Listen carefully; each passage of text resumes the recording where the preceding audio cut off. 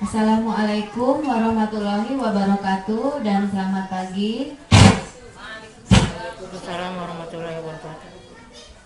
Terima kasih sebelumnya atas kedatangan Bapak Ibu Guru dan juga Kepala Sekolah SD Negeri Satap 2 Konawe Selatan pada kegiatan komunitas praktisi SD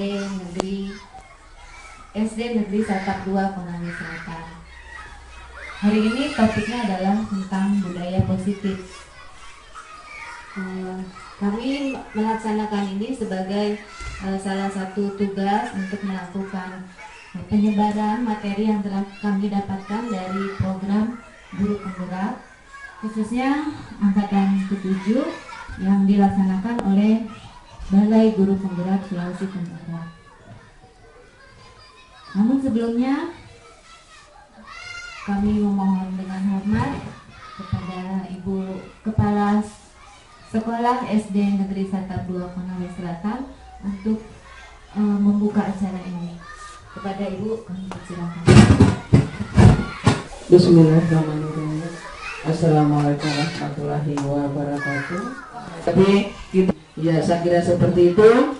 Sekali lagi harapan saya, mari kita tetap dukung demi berhasilnya, suksesnya, mutu dan kualitas kita di sekolah ini. Saya akhiri, wabillahi taufiq wal hidayah. Wassalamualaikum warahmatullahi wabarakatuh. Waalaikumsalam warahmatullahi wabarakatuh.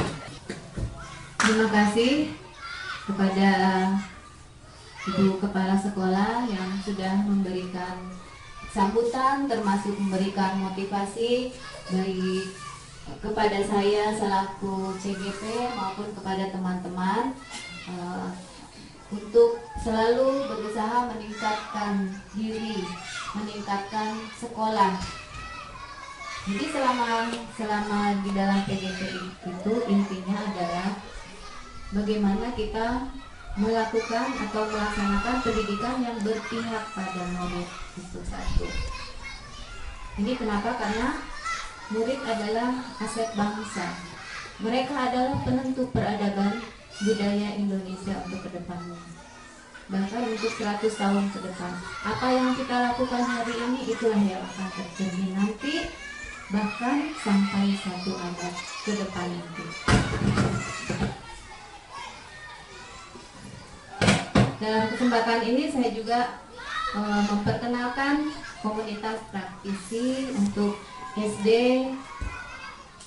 khususnya SD ya, tadi sudah dibahas oleh Bu KS, ternyata SD itu komunitas praktisinya dibedakan dengan SMP. Nanti dalam komunitas belajar kita gabung lagi. Jadi APIK, apa itu APIK? Kalau APIK mungkin sudah tahu APIK. APIK itu singkatan dari Asah Profesionalitas yang Inovatif dan Kolaboratif. Jadi intinya kita maju bersama untuk meningkatkan profesional kita. Baik, saya akan memberikan rancangan kegiatan kita hari ini. Yang pertama pembukaan, tadi sudah kita lewati, kemudian doa. Nah, nanti acara ketiga kesepakatan kelas, lanjut dengan persepsi, kemudian materi, tanya jawab, refleksi, doa, dan akhir. Baik, kita melangkah pada acara yang kedua, yaitu doa. Untuk itu kami mohon kesediaan dari Bapak Haji Budianto untuk memimpin doa. Pada Bapak kami persilakan. Assalamualaikum warahmatullahi wabarakatuh.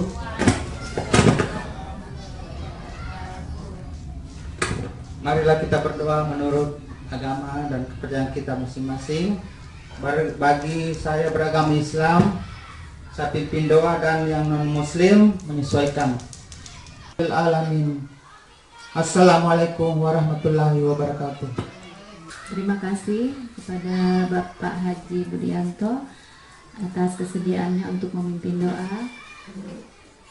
Baik, kita lanjut kepada acara kegiatan berikutnya, yaitu kesepakatan kelas. Jadi di sini silahkan Bapak Ibu peserta diskusi hari ini untuk menyampaikan kesepakatan kelas yang menurut Bapak Ibu penting, karena tujuan kita ini adalah untuk diskusi. Ya, diskusi. Jadi menurut Bapak Ibu apa yang harus kita lakukan, apa yang harus kita siapkan supaya diskusi ini berjalan dengan lancar. Silakan Bapak Ibu sekalian. Kegiatan dari peserta bagusnya seperti apa? Contohnya ketika ada yang bertanya, yang lain mendengarkan. Seperti itu. Anak-anak yang harus buat. Iya.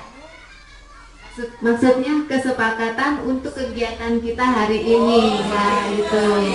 Ya, istilahnya kita ini kan seperti sebuah kelas diskusi begitu ya. Saya kesepakatan kita agar kegiatan kita berjalan dengan lancar ya. Silakan. Bukan tanya jawab, apa yang seperti tadi misalnya ya misalnya tentang waktu. Ya, supaya tertib berjalan sesuai dengan rencana dan tercapai tujuannya seperti itu. Ya. Oh begitu. Ya, silakan. Siapa dulu? Ya, silakan Bu Kemal. Terima kasih. Assalamualaikum warahmatullahi wabarakatuh. Waalaikumsalam warahmatullahi wabarakatuh. Menyimak tadi paparan tentang kesepakatan. Barangkali kami sesuaikan saja dengan undangan Ibu, dimulai jam 9 saja. Jam 9 sampai jam 11. Harus tepat waktu. Kalau diupai 10.30 ya. Ya, tapi ini kan mulainya tadi mulainya tadi sudah jam setengah 10 berarti waktu kita Lanjutkan setengah jam. Jam 11. Artinya kesepakatan waktu dulu. ya waktu dulu. Jadi tadi mulai dari 09.30 berarti mundur berapa itu sampai kesepakatannya Bapak bagaimana Ibu? Nah, ini hari Jumat juga. Bagaimana kalau berarti mundur 15 menit tadi? Ada lagi?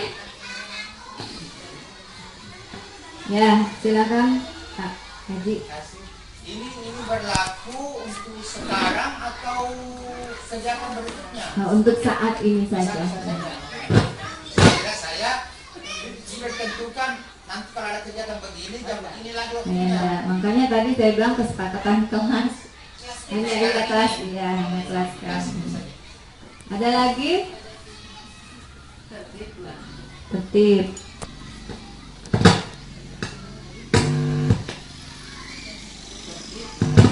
Artinya materinya berjalan sesuai dengan yang sudah dipaparkan tadi, berakhir pada waktu yang sudah disepakati. Ya, jadi waktu dari pukul 9.30 sampai 10.30. Kemudian yang kedua tertib. Ada lagi?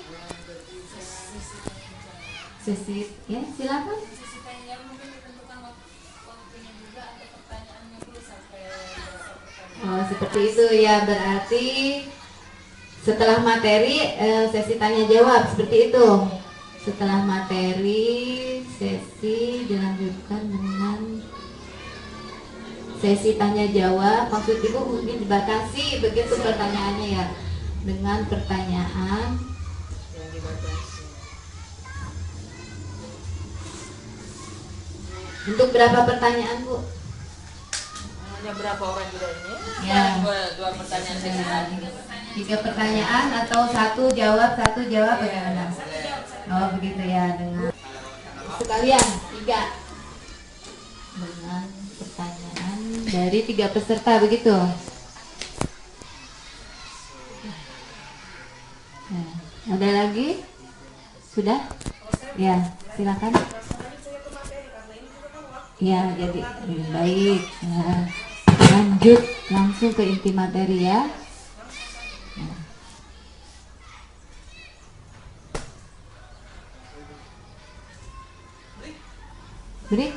Break man. Bagaimana break? Tidak ada buku kayaknya karena ini sudah jam 10 kurang 15. Ya, baik. Karena kita jam 11 Ya, jadi bubar atau di akhir acara berakhir, kegiatan berakhir setelah selesai. Ya, kegiatan kita hari ini waktu dari pukul 9.30 sampai 10.30.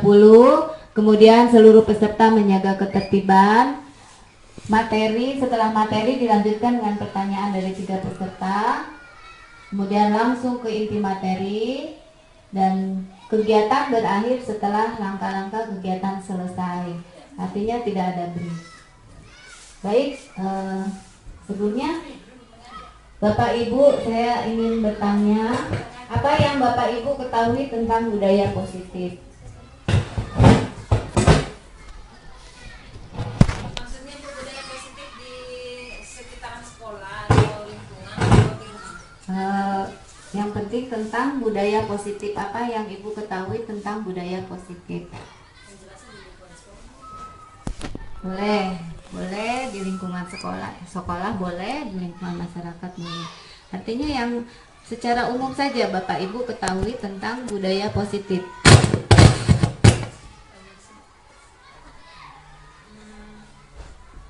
Mungkin untuk di sekolah ya. Saya silakan. Siapa? Bu Komalasari ya. Silakan Ibu. Mungkin saya beri contoh budaya positif yang sering kita lakukan di sekolah. Satu, datang ke sekolah tepat waktu. Kemudian kita selalu menyelenggarakan upacara bendera. Itu kan kebiasaan positif. Kan banyak sekolah yang tidak selalu setiap jadwal hari Senin melaksanakannya, tapi kita alhamdulillah adalah. Kemudian di sekolah itu menerapkan tata tertib yang harus dipatuhi. Kemudian juga budaya positif seperti selalu berpakaian rapi, tidak baju di luar bawahan misalnya. Kemudian membiasakan literasi sebelum belajar. Masih banyak sih, tapi yang saya ingat itu saja sementara. Jadi mungkin bisa disimpulkan budaya positif itu kebiasaan-kebiasaan yang baik begitu ya. Ya, ada lagi dari peserta yang lain menambahkan?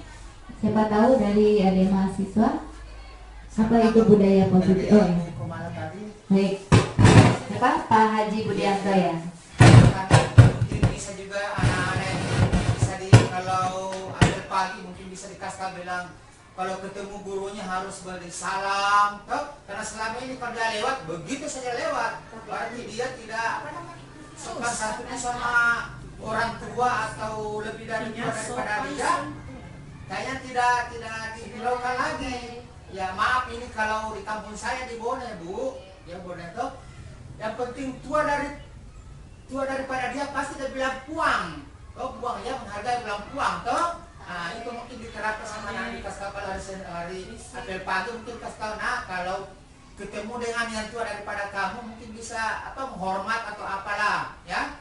Nah kemudian apalagi ya itu masalah mungkin maaf ini karena mungkin kebiasaan di lingkungan ada kata-kata bahasa Sunda apa itu yang kasar-kasar mungkin bisa dikasih tahu anak-anak bilang jangan mungkin jadi dibiasakan dibawa di sekolah. Nah, karena kita di sekolah kan bukan hanya 10 di sini, tapi kan ada laki, Bugis apa toh. Nah, saya kira hanya begitu. Jadi jangan dibiasakan kata-kata dari lingkungan begitu yang kasar. Nah, saya kira hanya itu menyambung dari pemanasan. Saya kira dari saya itu. Terima kasih atas perhatiannya telah mengikuti diskusi sumbang saran, sumbang pikiran. Jadi kalau menurut Pak Haji tadi, budaya positif itu kebiasaan yang berkaitan dengan kearifan lokal, mungkin gitu Pak ya? Ya seperti itu. Ada lagi? Sudah cukup? Baik, kita lanjutkan. Jadi apa sebenarnya pengertian dari budaya positif? Saya mohon izin untuk memperbesar layar ini. Budaya positif adalah suatu pembiasaan yang bernilai positif, sejumlah kegiatan yang mampu menumbuhkan karakter murid. Jadi di sini bukan hanya suatu kebiasaan-kebiasaan saja, tapi dia juga termasuk lebih mendalam, menumbuhkan karakter murid. Mengapa penting dikembangkan di sekolah? Budaya positif perlu dibangun sejak dini, mengingat dalam prosesnya itu membutuhkan waktu yang lama dan konsisten dari setiap stakeholder yang ada. Jadi sekolah adalah stakeholder yang sangat utama dalam pendidikan anak-anak. Di tangan kita lah, di pundak kita lah, pendidikan anak-anak itu diserahkan secara formal menjadi sebuah kepercayaan.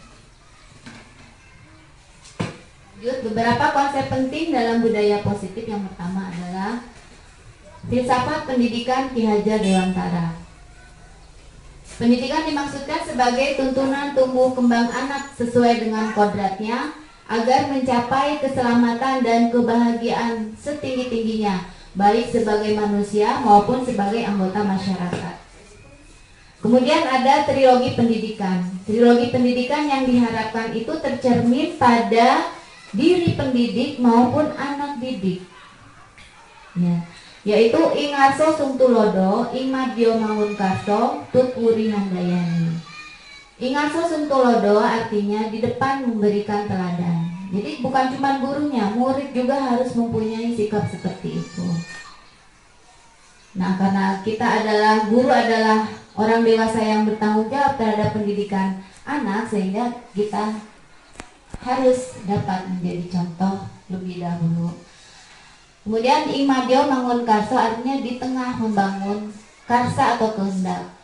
Yang selanjutnya adalah Tuturi Handayani, di belakang memberikan dorongan. Lanjut.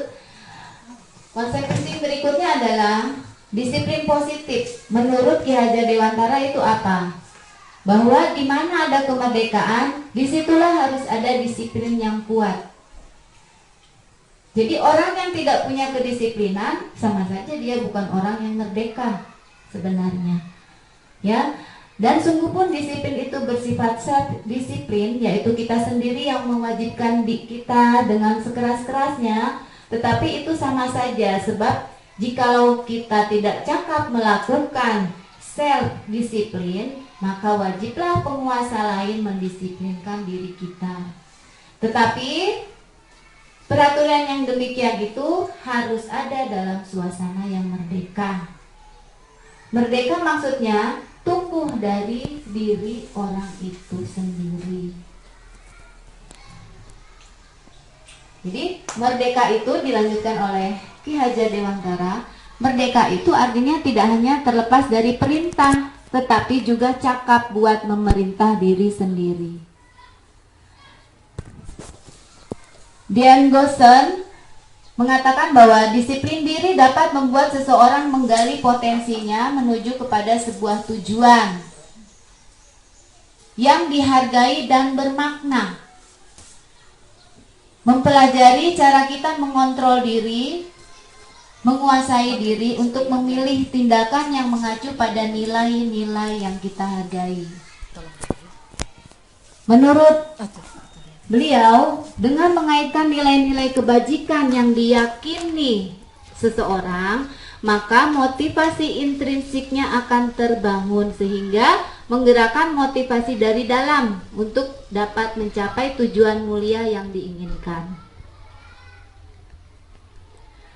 Teori kontrol Dr. William Glasser bahwa setiap perbuatan memiliki suatu tujuan.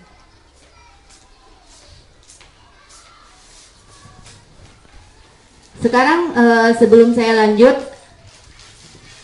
sekarang bayangkan Bapak Ibu Guru, peserta sekalian, di tangan Bapak Ibu Guru ada sesuatu yang berharga. Nih, coba kepal sekuat-kuatnya, itu ada barang berharga yang sangat bernilai untuk kehidupan Bapak Ibu, yang sangat penting. Nah, teman boleh membuka dengan cara apa saja, membujuk atau mengintimidasi atau memberi hadiah atau memarahi atau menggelitik. Coba kita praktekkan. Kita kepal tangan kita, terus teman, coba bagusnya berpasangan. Ya, berpasangan. Ya. Kita kepal tangan kita sendiri-sendiri. Kepal. Anggap di dalam kepalan tangan Bapak Ibu itu ada sesuatu yang berharga, yang sangat penting untuk diri Bapak Ibu. Kemudian teman, coba suruh teman atau teman berusaha untuk membuka kepalan tangan itu. Ya, coba berdua, jadi berdua. Satu mengepal, satu mencoba. Ya. Ayo coba. Ya. Buka, ya. Berusaha membuka. Ini yang penting nilai sesuatu yang sangat penting. Ya, misalkan berlian kayak rahasia, misalkan ini rahasia coba. Ya, teman berusaha. Betul Bu, akan sulit membuka sesuatu atau mengambil sesuatu yang paling berharga dalam diri kita. Ya, sudah disimpulkan ya. Dan ketika tangan Bapak Ibu terbuka, siapa yang membuka? Teman atau kita? Kita sendiri ya. Ya, itulah yang dimaksud dengan teori kontrol, bahwa setiap orang itu mempunyai ini kontrol terhadap dirinya. Maka William Glasser dalam teori kontrolnya menguraikan beberapa miskonsepsi atau kesalahan-kesalahan konsep tentang makna kontrol. Yang pertama, bahwa ilusi guru mengontrol murid. Ini disebut sebagai miskonsepsi, konsep yang salah.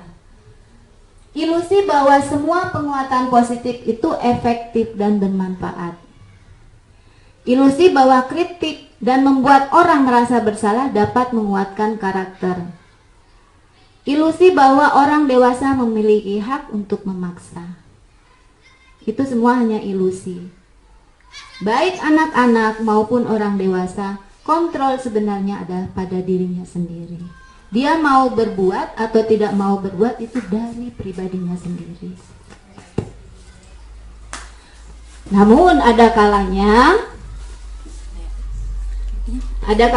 kenapa murid mau kalau disuruh sama guru?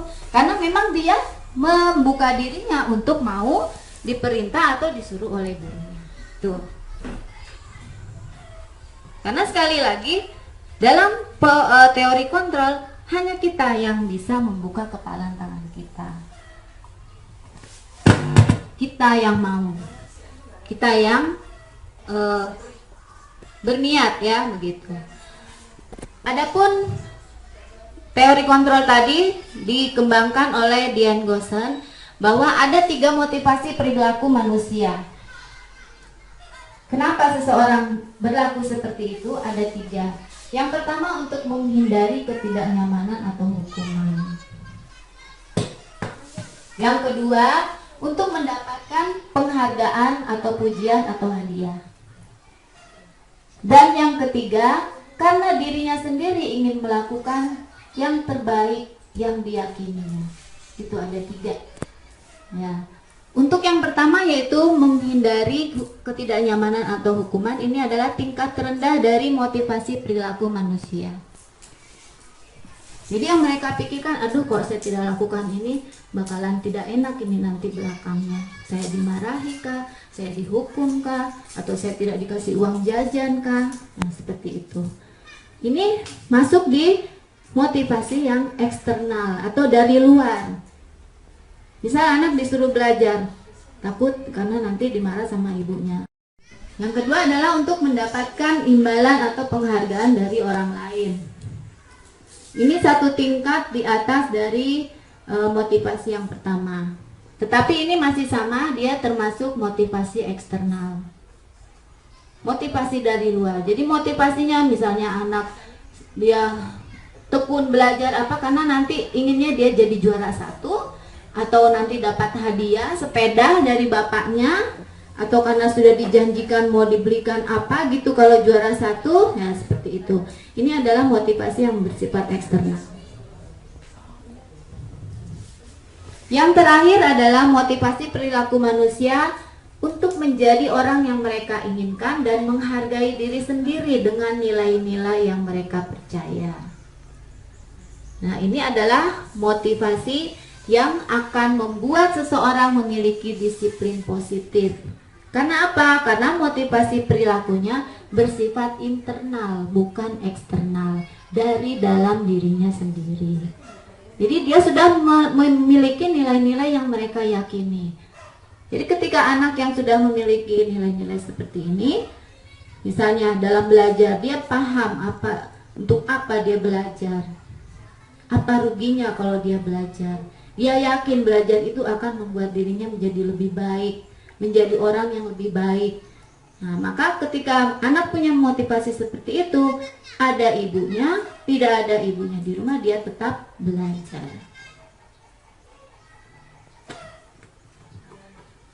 Dengan mengaitkan nilai-nilai kebajikan yang diyakini seseorang, maka motivasi intrinsiknya akan terbangun sehingga menggerakkan motivasi dari dalam untuk dapat mencapai tujuan mulia yang diinginkan.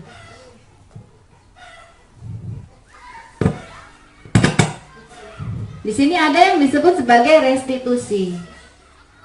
Dalam rangka tadi untuk menumbuhkan motivasi internal, ada yang disebut dengan restitusi. Jadi restitusi adalah proses menciptakan kondisi bagi murid untuk memperbaiki kesalahan mereka sehingga mereka bisa kembali kepada kelompok mereka dengan karakter yang lebih kuat. Kadang-kadang kita kan melakukan yang kebalikannya. Anak salah kita suruh keluar dari kelas. Ya. Anak di rumah bandel, ya, kita usir dari rumah. Nah, sebenarnya itu adalah justru menjauhkan anak untuk memperbaiki kesalahannya. Gitu. Jadi restitusi adalah membantu murid untuk menjadi lebih memiliki tujuan, memulihkan dirinya setelah berbuat salah, seperti itu. Mengingatkan mereka akan nilai-nilai kebajikan yang mereka percayai. Nah, ini paradigma stimulus respon kepada pendekatan teori kontrol. Jadi kalau dalam stimulus respon itu memandang bahwa kebutuhan kita itu sama. Semua orang melihat hal yang sama. Kita mencoba mengubah orang agar berpandangan sama dengan kita. Nah, kemudian perilaku buruk dilihat sebagai suatu kesalahan. Orang lain bisa mengontrol saya pun bisa mengontrol orang lain. Pemaksaan harus dilakukan ketika bujukan gagal. Kemudian model berpikirnya adalah menang atau kalah. Sementara dalam teori kontrol, bahwa realitas kebutuhan kita itu berbeda. Setiap orang memiliki gambaran yang berbeda. Kita berusaha memahami pandangan orang lain tentang dunia. Kemudian semua perilaku memiliki tujuan. Baik yang perilaku yang salah atau yang benar, semua memiliki tujuan. Kemudian hanya Anda yang bisa mengontrol diri Anda. Anda tidak bisa mengontrol orang lain. Kolaborasi dan konsensus atau keputusan bersama menciptakan pilihan-pilihan baru. Model berpikirnya adalah menang-menang atau bahasa Jerman Baratnya itu apa? Bahasa Sundanya itu win-win solution ya. Dari situlah berangkat bahwa setiap orang memiliki kebutuhan yang berbeda. Ternyata ada 5 kebutuhan dasar manusia. Baik pada anak-anak maupun orang tua. Kita bisa lihat bersama 5 kebutuhan apa saja, yaitu kebutuhan untuk bertahan hidup, kebutuhan untuk diterima, mendapatkan kasih sayang, kebutuhan penguasaan atau kebutuhan pengakuan atas kemampuan, kebutuhan akan pilihan, yaitu kebebasan, kemudian kesenangan, kebutuhan untuk merasa senang.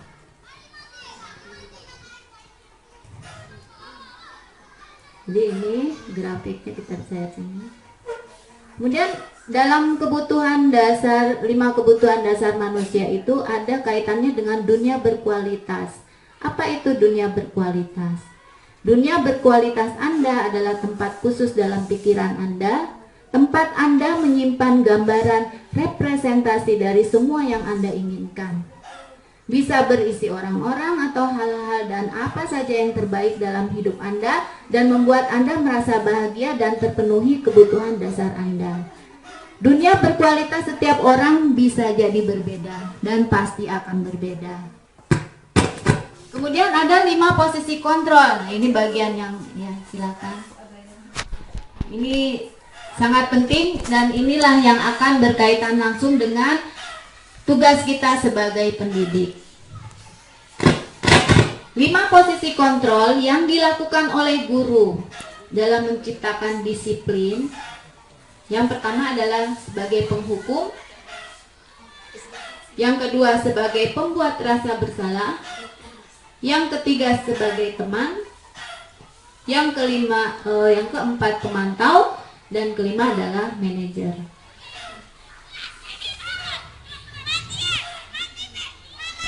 Ini kita bisa. Oh, boleh. Sudah bisa nggak Mas Wan?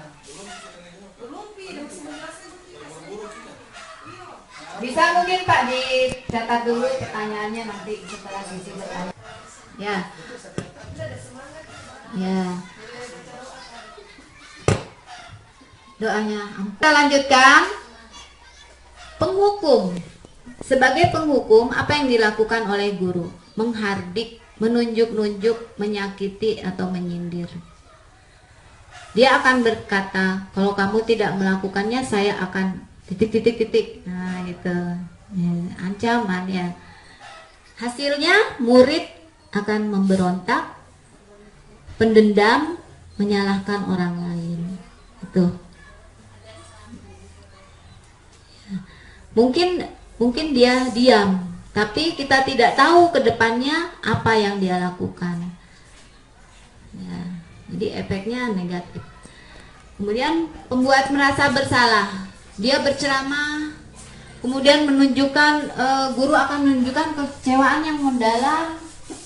Kata-katanya itu, kamu sudah mengecewakan ibu guru, atau kamu itu sudah mengecewakan bapak guru. Atau misalnya, kamu itu tidak kasihan sama ibu guru, sudah capek-capek bu guru ngajar kamu. Nah, seperti itu. Jadi dia membuat rasa bersalah pada murid. Hasilnya, anak mungkin akan menyembunyikan, menyangkal, berbohong. Mungkin dalam mulutnya berkata, iya, tapi dalam hati enggak gitu kok. Gitu, bisa jadi. Jadi merupakan identitas anak, akan menghasilkan identitas anak yang gagal. Ya. Ini anak yang gagal. Kemudian yang berikutnya adalah tadi kontrol yang berikutnya, guru sebagai teman. Ya, sebagai teman dia membuatkan alasan-alasan untuk murid-muridnya.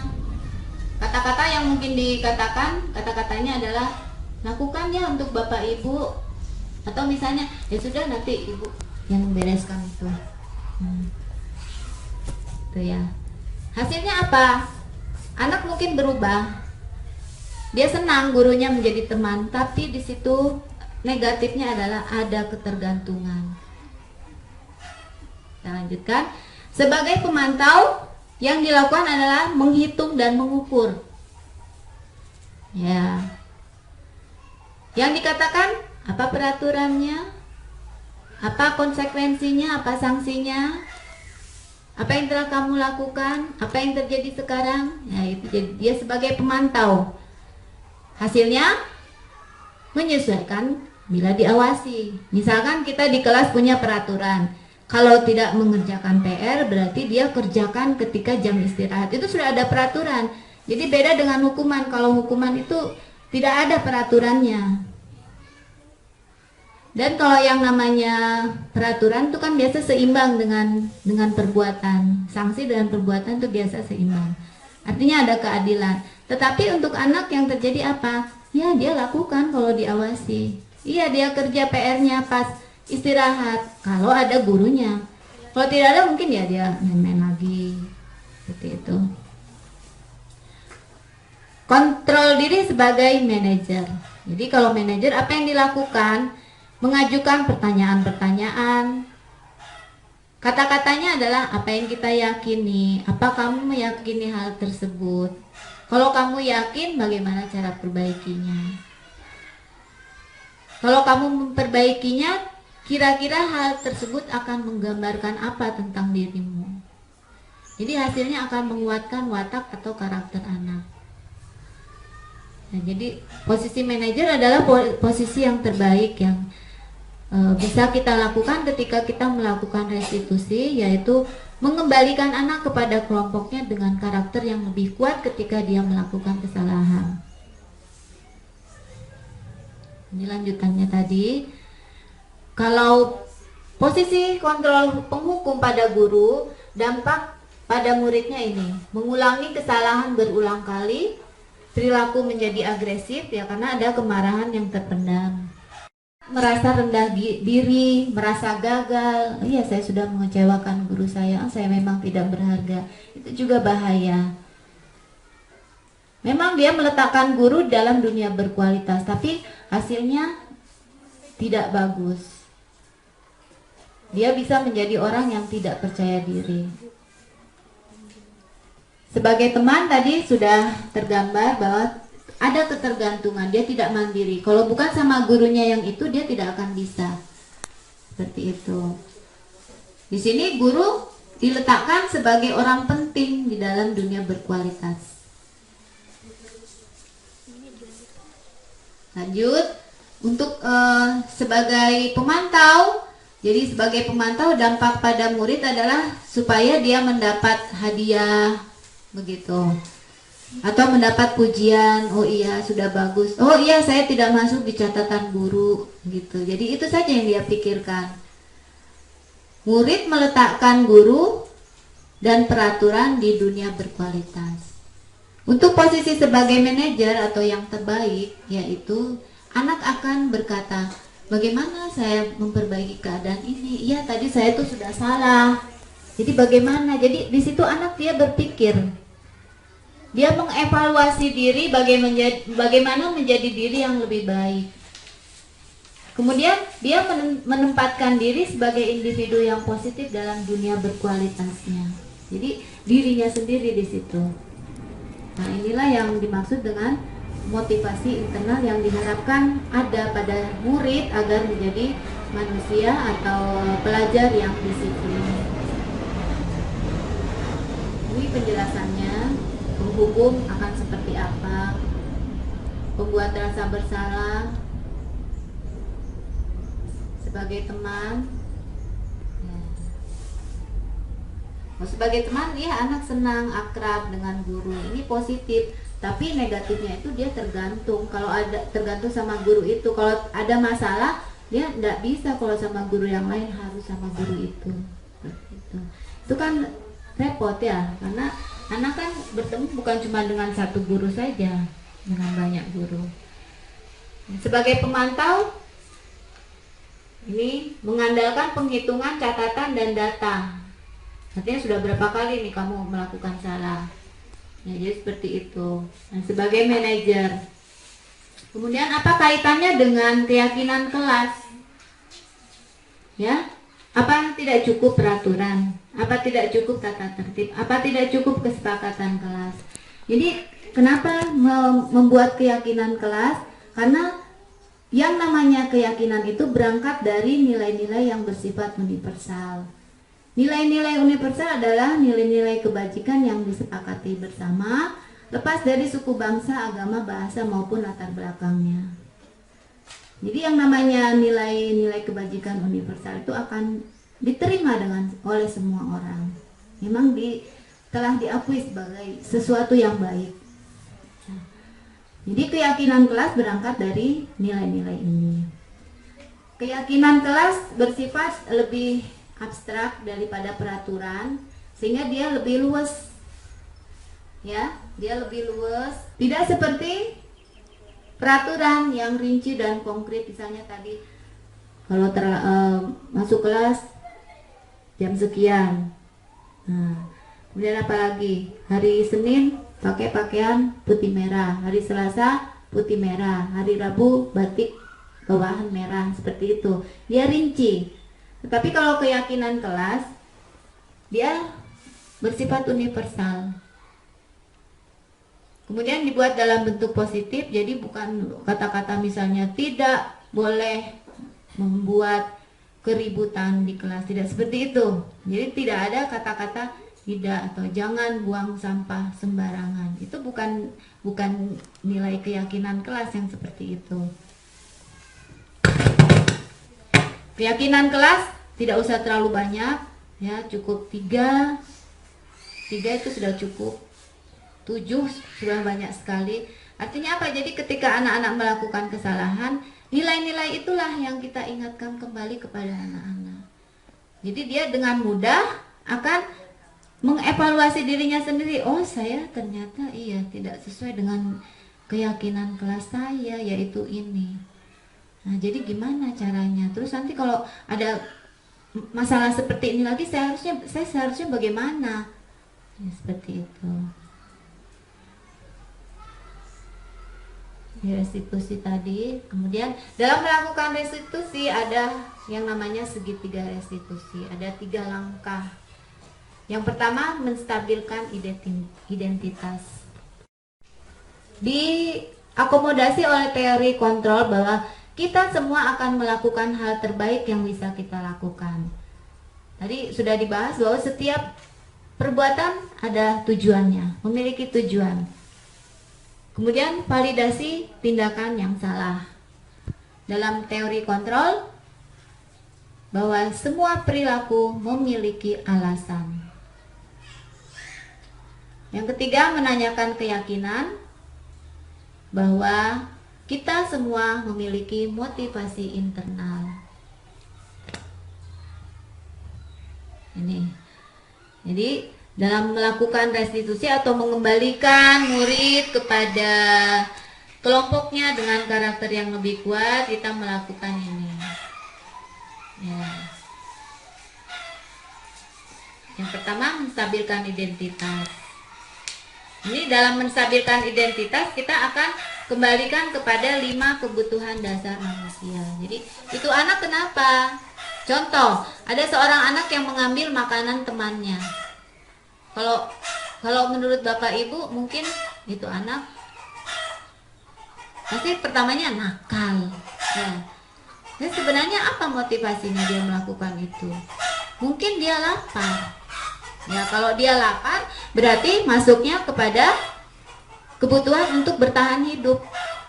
Ya, atau misalkan kebutuhan untuk kesenangan, dia senang lihat temannya menjerit-jerit, menangis-nangis begitu kalau diambil makanannya. Jadi tidak langsung kita bilang, itu nakal, ini tidak. Kita lihat dulu apa sih sebenarnya ini anak, alasannya apa.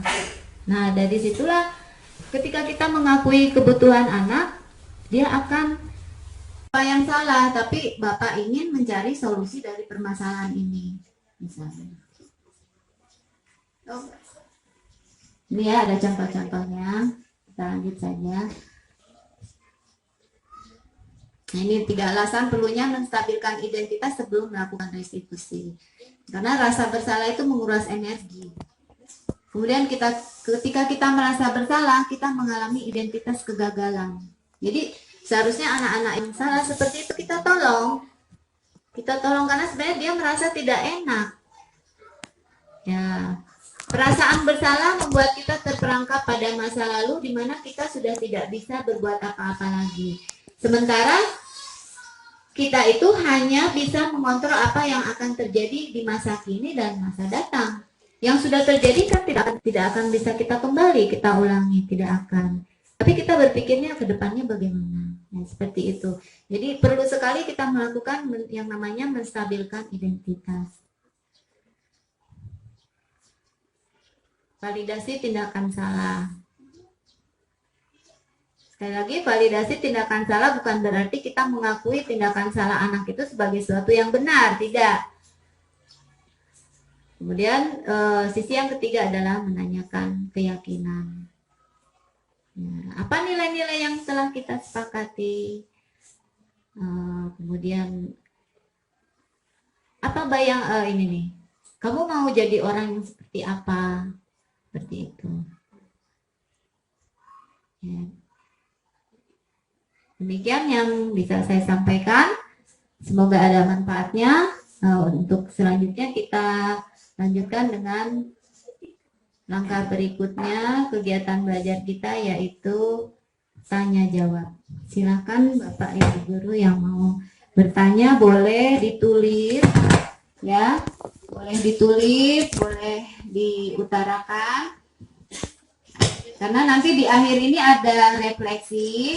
Refleksinya yaitu lembar umpan balik akan meminta kepada para peserta materi apa yang sudah dipelajari hari ini. Kemudian materi apa yang masih mau dipelajari, seperti itu. Ada nanti. Jadi kalau memang ada yang belum dipahami, silakan ditanyakan. Silakan Bapak Ibu. Ya, Ibu Komanasari ya. Silakan Ibu. Terima kasih atas kesempatan pada saya menyimak tadi pelajaran yang telah disampaikan.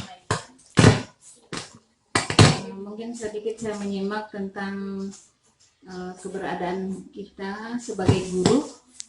Di situ saya tadi melihat bahwa guru itu sebagai manajer. Di dalam posisinya guru sebagai manajer, di situ tadi atau misalnya kita arahkan, misalnya si A harusnya kamu datang, kan anak itu tidak tidak seperti teman yang lain. Misalnya kamu kan kemarin ibu guru pesan bahwa kamu barangkali dalam kita manage itu anak-anak kita arahkan supaya untuk ketercapaian pembelajaran kita itu, misalnya anak kita seperti ibu utarakan bahwa kedisiplinan kelas itu, kesepakatan kelas seperti contoh yang ibu contohkan tadi. Mungkin saya ada sedikit kesulitan dalam kelas, khususnya saya ada anak yang sulit kita arahkan. Misalnya dia jarang datang sekolah, kemudian saya tegur, kok kamu kenapa malas sekolah? Kalau kamu ingin pinter, rajinlah kita belajar sama-sama. Nanti ibu guru bantu. Misalnya kesulitan apa yang kamu rasa sulit? Misalnya dalam segi membaca, maukah misalnya kita guru menawari, maukah kira-kira kamu di sela belajar kita belajar bersama berdua antara kamu dan bu guru, misalnya membaca misalnya, terus oh iya Bu, tapi kenyataannya ternyata malah besok tidak datang, dia takut. Nah itu maksud saya, solusi apa yang harus kita lakukan? Nah itu saja barangkali. Terima kasih. Terima kasih kepada Ibu Komalasari, pertanyaan yang sangat baik ya, berdasarkan pengalaman di kelasnya. Selanjutnya, Bapak Ibu Guru yang mau bertanya ya. Bapak Nyoman bertanya. Terima kasih atas waktu yang diberikan kepada saya. Setelah tadi saya mendengarkan paparan Ibu, di sini sedikit saya bertanya tentang bagaimana cara kita mengontrol diri yang berkaitan dengan karakter anak yang kita hadapi sekarang, yang mungkin bertentangan dengan nilai-nilai karakter yang kita harus berikan kepada mereka. Bagaimana caranya kita mengontrol diri? Itu lanjut, kalau toh kita tidak bisa mengontrol diri, apa dampaknya terhadap pembelajaran kurikulum merdeka yang kita hadapi saat ini? Cuma itu, Ibu. Terima kasih. Terima kasih pada Bapak Iman Meta pertanyaan yang tidak kalah bagusnya dengan Ibu Komalasari ya. Masih ada satu pertanyaan lagi. Tadi Pak Haji mungkin? Ya, karena dibatas 3 pertanyaan dulu ya Pak ya. Ya, bagaimana dan adik-adik mahasiswa ada yang mau ditanyakan silakan. Ya, silakan. Tidak usah ragu-ragu kapan kesempatannya mau bertanya begini. Dengan pertanyaan-pertanyaan tadi kita sebenarnya saling belajar bersama. Siapa tahu ada yang mau menambahkan pengalamannya atau apa. Bisa. Bagaimana? Ya, ada itu. Saya memberikan kesempatan pada yang lain.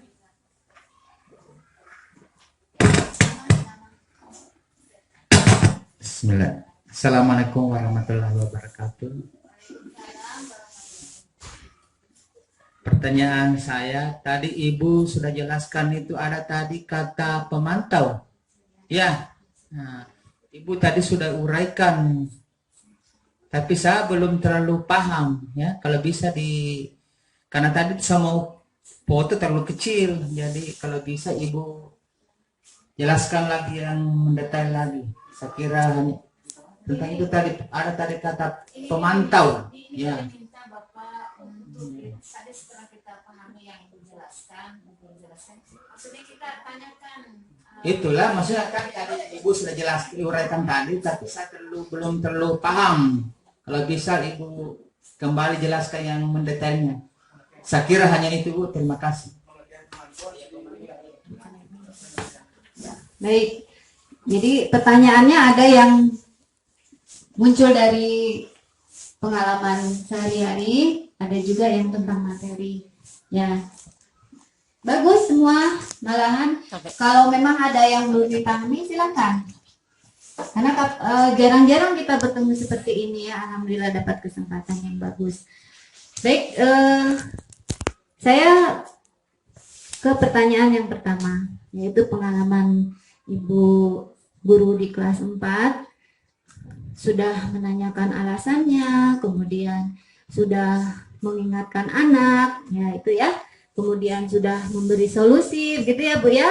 Jadi menurut Ibu, saya sudah melakukan sebagai manajer, ya seperti itu. Tapi kok anaknya malah tidak datang besoknya, ya seperti itu. Jadi yang Ibu lakukan sudah bagus Bu ya. Artinya kita tidak bertindak sebagai seorang penghukum atau sebagai seorang pembuat rasa bersalah. Ya, itu sudah luar biasa karena sebaiknya 2 itu kita hindari. Namun Bu, yang Ibu lakukan itu sebenarnya belum mencerminkan sebagai posisi manajer. Ya. Di sini saya akan telaah lagi. Jadi dalam posisi manajer kita memberikan kesempatan yang seluas-luasnya pada anak untuk menentukan sendiri cara yang dia mau. Tuh. Ya. Seperti itu. Untuk segitiga satu sisinya Ibu sudah lakukan, seperti menanyakan alasan kenapa kamu seperti itu. Ya, ketika anak menyampaikan, di situ kita kuatkan. Oh iya, Bu Guru juga kalau bingung jadi malas belajar, misalnya gitu ya. Sama. Nah, itu kita akui dulu, karena makanya kenapa kita harus pahami yang namanya 5 kebutuhan dasar manusia. Apa sebenarnya dasarnya melakukan itu? Karena dalam teori kontrol, semua orang akan melakukan yang terbaik menurut dia. Berdasar karena dia punya kebutuhan dasar. Nah, kita sebagai seorang guru itulah akan berusaha di situ bagaimana dari kebutuhan dasar itu kita bimbing anak untuk dia menyelesaikan sendiri caranya. Itu. Ya seperti itu. Berikan kesempatan yang seluas-luasnya. Misalnya dia sudah bilang, kenapa kamu menyendiri kalau orang kerja kelompok misalnya gitu, apa alasannya? Misalnya bisa saja dia bilang, saya tidak suka sama itu. Ya bisa saja, atau saya bingung dengan pelajarannya. Akan ada banyak pertanyaan. Kalau bingung dengan pelajarannya berarti kebutuhan dasar apa coba kalau menurut Bapak Ibu? Kebutuhan dasar apa yang tidak terpenuhi? sehingga dia pergi dari kelompoknya.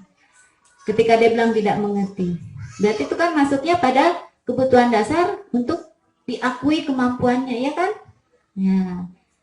Sehingga memang kalau dalam kurikulum Merdeka itu sangat mengakomodasi hal-hal yang seperti ini. Sehingga kita dianjurkan untuk melakukan pembelajaran berdiferensiasi. Artinya kita melihat kebutuhan anak, keadaan anak, kita sesuaikan dengan pelajarannya. Sehingga anak ketika belajar dia senang karena, oh saya bisa, gitu. Tapi kan itu dulu yang harus kita ciptakan, dia senang dulu belajar. Kalau anak stres, ya kita tahu dia membaca saja sulit, kita suruh dia mencari ide pokok dalam bacaan, dalam paragraf misalnya. Sementara membaca saja masih sulit. Jadi sebenarnya kita berikan tugas yang dia mampu sehingga dia senang. Ya. Dan percuma juga ya misalnya kita paksa dia untuk mengikuti buku misalnya seperti teman-temannya yang lain, percuma saja. Dia belajar terus dalam kebingungan. Artinya di mana letak bahagianya kalau sudah di situ? Ya seperti itu. Jadi yang pertama kita harus tahu dulu sebenarnya dia ini anak ini melakukan itu karena kebutuhan dasar apa yang belum dipenuhi. Jadi satu perbuatan akan banyak alasan. Seperti yang saya bilang, ada anak mengambil makanan temannya, bisa saja dia karena lapar, bisa saja dia butuh kesenangan, dia senang lihat temannya menangis. Seperti itu ya. Satu saja pertanyaan Pak Nyoman barangkali ya. Kalau Pak Nyoman, Nanti kalau Pak Haji kita jelaskan. cara mengontrol diri kita, ya seperti tadi masih ada kaitannya. Kebutuhan dasar apa yang sedang dicari sama itu si anak? Motivasinya apa? Ingin diakui kah? Ingin disayang kah? Nah itu dulu. Sehingga ketika ada pengertian kita kepada murid, pasti emosi kita juga agak turun. Saya juga belajar, Bapak Ibu Guru belajar, saya juga. Kadang-kadang saya juga lepas. Tapi saya cepat teringat kembali. Stop. Sampai di sini. Ya seperti itu. Artinya kita kan belajar memperbaiki diri dari waktu ke waktu. Itu saja. Bagaimana Pak? Ya, sudah. Untuk yang ketiga, ya sekalian jawab. Sebagai pemantau, jadi pemantau itu Pak, dia guru itu berpegang pada peraturan yang ada. Ya, peraturan yang dia pegang. Jadi tidak dia menghukum. Misalkan dia harus menghukum ya karena memang peraturannya seperti itu. Ini. Memantau berarti mengawasi. Ya sebaiknya sebelum misalnya kita tidak terampil melakukan posisi kontrol sebagai manajer, setidaknya sebagai pemantau lah. Ya supaya ada keadilan untuk anak-anak. Walaupun sebenarnya yang terbaik adalah manajer. Pemantau dia nada suaranya datar. Misalnya ada anak yang tidur-tiduran kerjanya kalau belajar. Kita suruh ke depan, kerjakan ini, nggak bisa.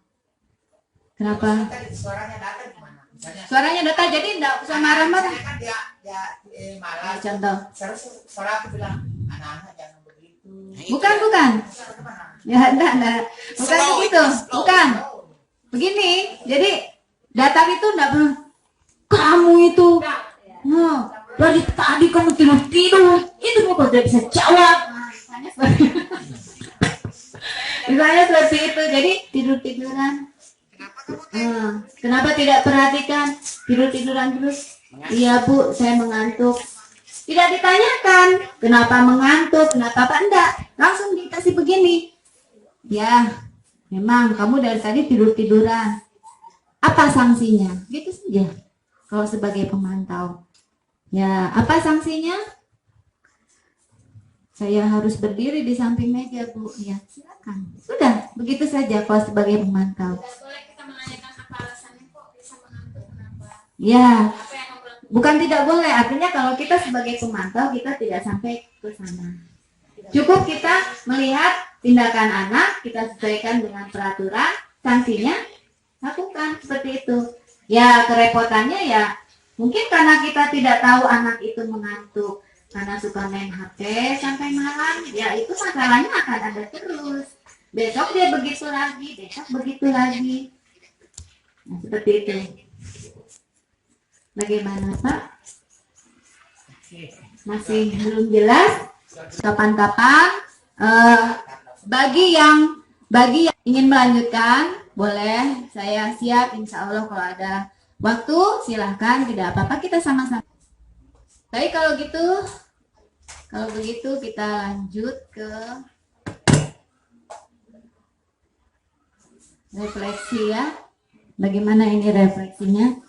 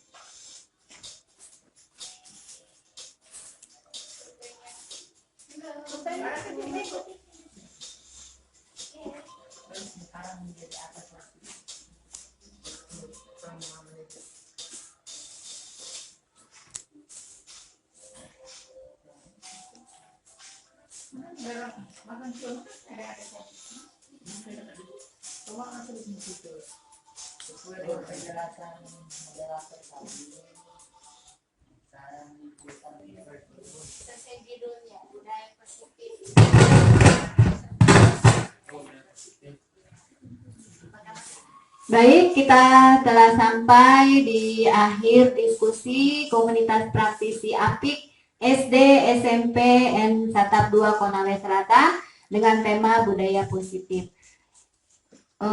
Saya ucapkan banyak terima kasih atas perhatiannya. Semoga apa yang kita lakukan hari ini bermanfaat untuk menjalankan peran kita sebagai guru. Baik, saya tutup dengan wabillahi taufik wal hidayah. Wassalamualaikum warahmatullahi wabarakatuh. Waalaikumsalam warahmatullahi wabarakatuh.